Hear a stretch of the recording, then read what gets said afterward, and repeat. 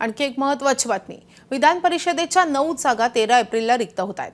1 एप्रिलच्या दुसऱ्या आठवड्यात निवडणुका जाहीर होण्याची शक्यता आहे. दरम्यान भाजपात विधान परिषदेसाठी इच्छुकांची मोर्चेबंधणी सुरू झाली आहे. विधान परिषदेसाठी भाजपच्या वाट्याला 4 जागा येणार आहेत, मात्र अनेक इच्छुकांची भाऊगर्दी झाली आहे. राज्यसभेसाठी संधी न मिळालेल्यांनी आता विधान परिषदेसाठी मोर्चेबंधणी सुरू केल्याची माहिती समजते.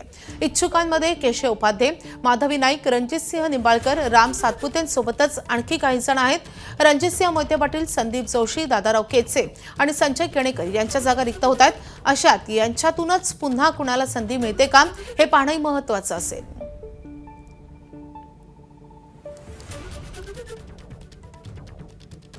तर भाजपमध्ये विधान परिषदेसाठी नेमकं कोण कोण इच्छुक आहे आपण ग्राफिक्सद्वारे पाहूयात.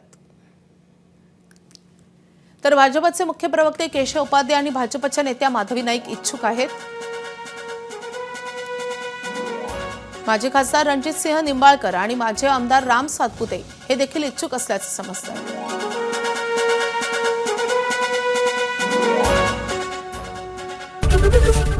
एबीपी माझा, उघडा डोळे बघा नीट.